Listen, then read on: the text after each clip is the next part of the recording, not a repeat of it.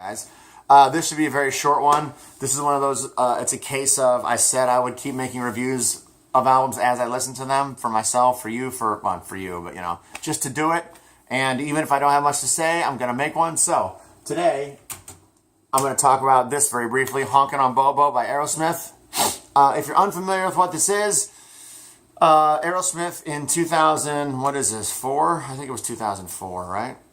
Yeah, 2004. They made, with one exception, they made an album of covers, just blues cover songs.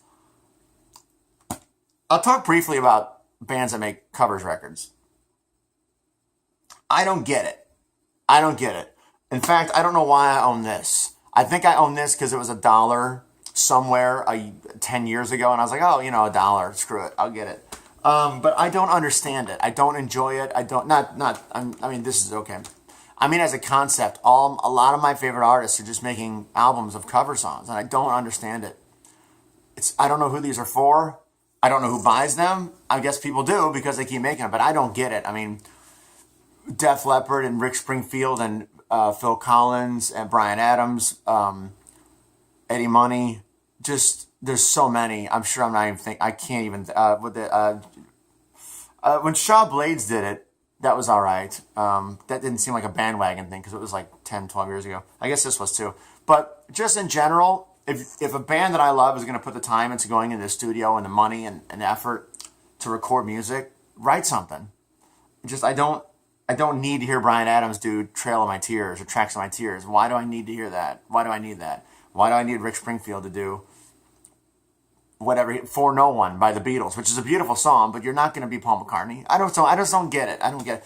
I understand when like a group, remember they did like Genius Loves Company, everybody came together and did a bunch of Ray Charles songs, everybody came together and did a bunch of McCartney songs once. A bunch of hip-hop artists got together in like 96 and did a bunch of Phil Collins songs, which was pretty interesting. But just a band that goes, hey, here's 10 songs we love. I don't get that. That's my only comment. This is the only one of those I own. And again, I don't even know why I have it. So, I guess I get it.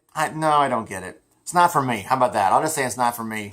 And I feel like it's not what fans really want. I feel like there's not a single fan of any of those bands who says, hey, do you want a record of new music? Or do you want a record of a bunch of covers? No, they want new music. Nobody needs these. Don't get it. So that being said, Shame was pretty cool. Baby Please Don't Go was pretty cool. You Gotta Move was pretty cool, and I'm Ready was pretty cool. The rest, I just don't know these songs. I've never heard any of these songs before in my life, and they didn't move me. It's always good to hear Steve Tyler sing, because he really feels like, he seems like he means it when he sings. I think that's cool. It's good to hear the band be in the band, but don't have much else to say about it, and so I'm not going to say much more about it. There you go. So those are my thoughts on Honkin On Bobo by Aerosmith. It's good to see Steven Tyler gets a chance to play harmonica a lot more on this.